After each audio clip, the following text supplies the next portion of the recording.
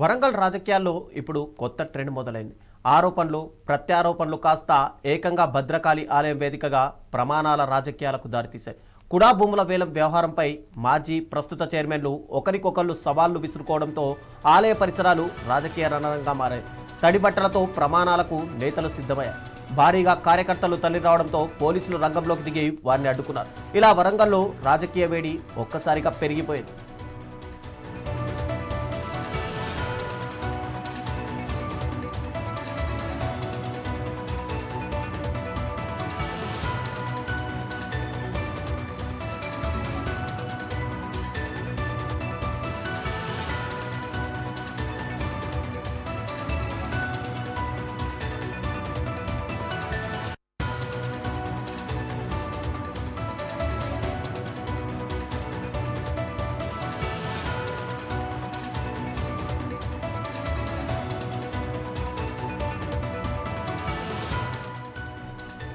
బాలసముద్రం భూముల వేలం వివాదం ఇప్పుడు వరంగల్ రాజకీయాలను కుదిపేస్తుంది. వేలం ప్రక్రియలో అవినీతి జరిగిందంటూ బీఆర్ఎస్ నేతలు ఆరోపిస్తుంటే అన్నీ చట్టబద్ధంగానే జరిగాయని కాంగ్రెస్ నేతలు స్పష్టం చేస్తున్నారు. ఈ ఆరోపణల యుద్ధం చివరికి భద్రకాళి అమ్మవారి సాక్షిగా ప్రమాణాల వరకు వెళ్లడం చర్చనీయాంశంగా మారింది. ఇరు పార్టీల నేతల సవాళ్లు ప్రతి సవాళ్ల మధ్య ఉద్రిక్తత నెలకొంది. ఇరు పార్టీల నాయకులు ఒకరిపై ఒకరు తీవ్ర విమర్శలు చేసుకున్నారు.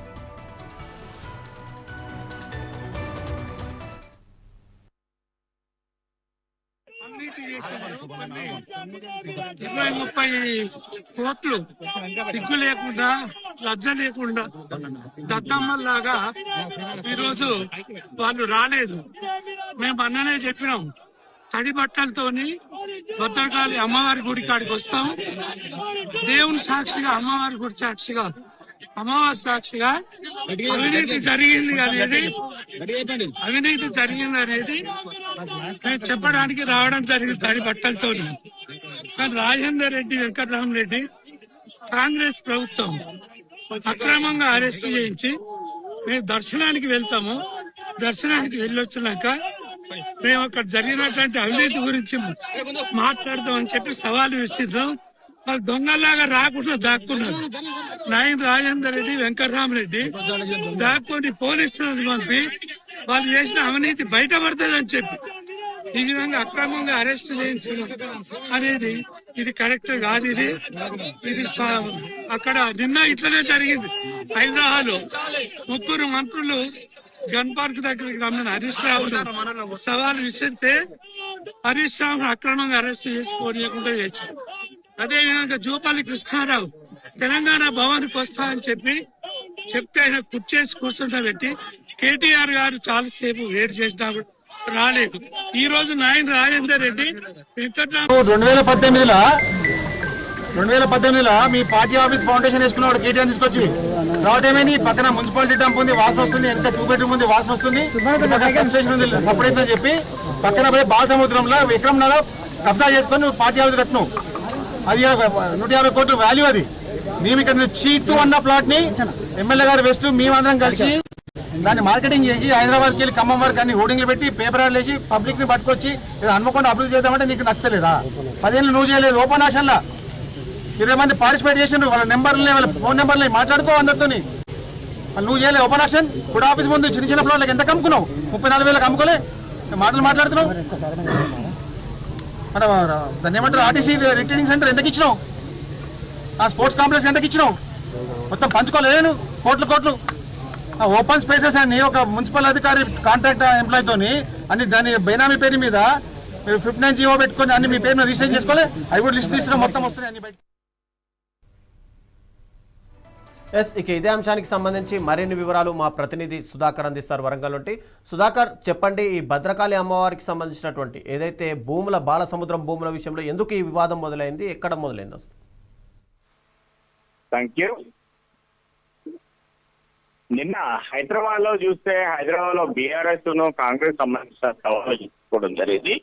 దాంతో పరంగా చూస్తే ఈ రోజు కూడా వరంగల్ ఉమ్మడి జిల్లాలో కూడా ఇదే పరం కూడా కొనసాగుతుందని చెప్పుకోవచ్చు. నిన్న కూడా మొత్తం మీద చూస్తే ఇది మొత్తం యొక్క పరిస్థితిలో చూస్తే మొత్తానికి, ఎందుకంటే ఇక్కడ వరంగల్ సంబంధించి హైదరాబాద్ సంబంధించి ఒకటే సందర్భాలలో వీళ్ళు నిన్న హైదరాబాద్ స్థాపన చేసుకో మేలు ఈ రోజు కూడా వరంగల్ కూడా కుడాకు సంబంధించిన కొన్ని భూములు వెలంపట వేయడంతో పాటు వీరు కూడా ఛాలెంజ్ ఒకరిపైన ఒకరు ఛాలెంజ్ ఇచ్చుకోవడం చేసుకున్నారు. దానిలో ప్రకారంగా చూస్తే ఈ రోజు ఎందుకంటే గతంలో చేసిన బీఆర్ఎస్ సంబంధించిన క్యాండిడేట్ ఎవరైతే ఉన్నారో కూడా సంబంధించి చైర్మన్ మరి యాదవ్ రెడ్డి నేను భద్రకాళి అమ్మవారి దగ్గరికి వచ్చి పచ్చి బట్టలు కొనే ముందు స్నానం చేసిపోయి అమ్మవారి ప్రమాణం చేసుకుని ఎలాంటి అవకతవకలు చేయాలని చెప్పేసి వారు అంటున్నారు. దీనికి సంబంధించి మరి వరంగల్ సంబంధించిన తూర్పు పశ్చిమ ఎమ్మెల్యే నాయన్ రాజేంద్ర రెడ్డి కూడా పాటు వీళ్ళంతా ఇలాంటి పరిస్థితులు కొనసాగడం జరిగింది. దీనిలో భాగంగా చూస్తే ఈ రోజు ఇక్కడ ఇద్దరు అభ్యర్థులు కూడా వచ్చి వాళ్ళు ఒకరికొకరిగా వేయిన ఇప్పుడు ప్రజెంట్ ఎవరైతే ఉన్నారో